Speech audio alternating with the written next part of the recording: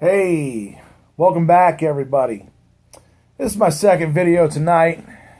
I just want to thank you all for tuning in here.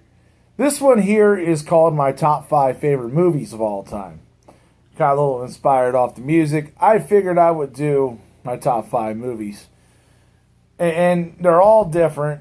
They're all not the same genre. But you'll understand, I think, after I explain here. My number 5 movie all time was Homeward Bound. It was one of the few Disney movies that actually grabbed me, that actually, made me watch and kept me captivated.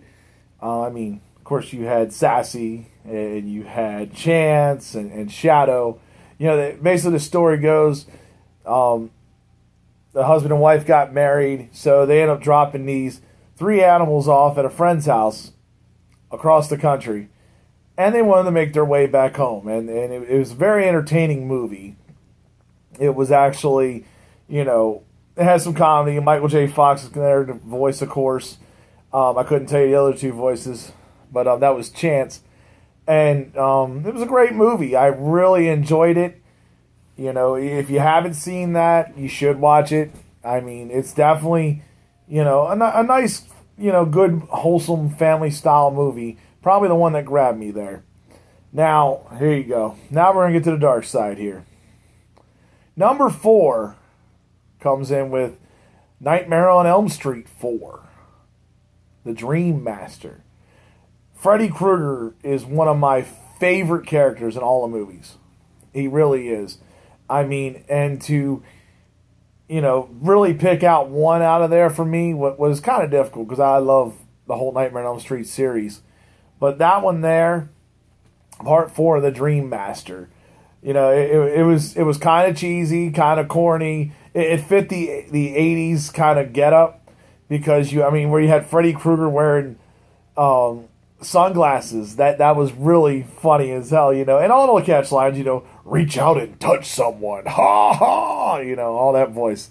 I got to entertain people down at a haunted house playing Freddy Krueger with that voice. I was like, no, where do you think you're going? But yeah, it was really one of the awesome movies that really captivated my childhood. It was the first time. It was non-CG. It was really a great thing to watch. It was funny watching Freddy make out with the girl and caused asthma, right? And of course, the coolest part of that movie was where you turned a woman into a cockroach. Because all Freddy does is come after your fears, and then he turns them into nightmares. And this lady was afraid of cockroaches, so she became one. And it was just an all-out good movie. Of course, it has some cheesy parts in it. Lisa Wilcox being the star on this one outside of Freddy Krueger. Being the hero. They had a scene with her doing the nunchucks where it wasn't her, it was a wig, and it was really bad and noticeable. But it was one of my favorite movies to watch of all time. Probably my favorite one out of the Nightmare on Elm Street series. All right, so now we go to number 3. And that would be Hellraiser 3. Hell on Earth. That movie right there, that has some great CG effects, where you're talking about, the chains coming down, electrifying the guy in the emergency room. The part at the club where he closes it down and pretty much murders everybody. You see Ice Cube the drink turned into a big, long, pretty much icicle and just go right through somebody. And of course the DJ was the funniest one, where you had 5 CDs like right here, all going right down the head. And it was just hilarious on that part. Really a scary movie, though, in some respects. Because you had the box toy maker. It was all about the box. The Hellraiser series was always awesome. Supposedly they're making a new one of those. They're going to keep the other Pinhead, which was in Revelations. I can't remember his name, but it wasn't Doug Bradley, I'll tell you that. And that's going to be interesting as well. Also, they're getting ready to remake Nightmare on Elm Street 2. I'm interested to see it. I just hope it's as good as what it can be. All right. Now, 1 and 2 here. This is really a 1 and 1A for me. These two are some of my favorite movies. If they're ever on TV, I sit down and watch. And I'm putting this slightly ahead, because I'll explain with number one. But number two was Coming to America. Coming to America was one of the funniest movies ever made. I mean, you have to sit down and watch that. Eddie Murphy, you had Arsenio Hall, you had John Amos in there.